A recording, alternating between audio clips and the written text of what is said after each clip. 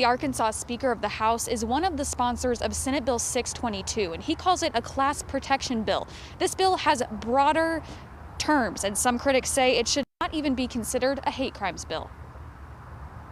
Senate Bill 622 calls for offenders to serve at least 80% of their sentence if they've committed a crime against someone based on certain characteristics.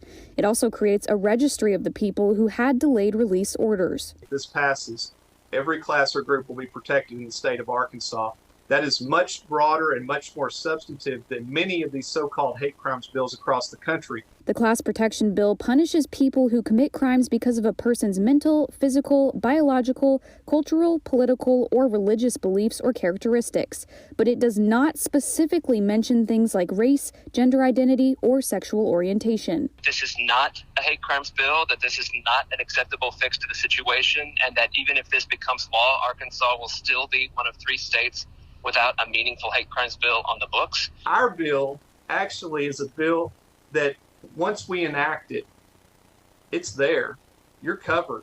Every class, every category, every group is covered across the board. Senate Bill 622 also only covers serious felonies involving violence like murder and arson, while Senator Jim Hendren's hate crimes bill covers lesser crimes like misdemeanors. People are concerned about low-level offenses, relatively minor offenses, being construed into something that they aren't. An inclusive hate crime bill would protect all Arkansans, and that's what we must have. Well, I think anytime the legislature is upping a sentence for a particular crime, what they're saying is we're making a policy decision that this crime deserves more time. We're making a value judgment. Benton County Prosecutor Nathan Smith says true hate crimes are rare, but a prosecutor's job is to apply the laws that pass in the legislature. As I read the bill, it simply is stating that if you're targeting someone, I would think it would cover things like race or gender identity or any of those other characteristics.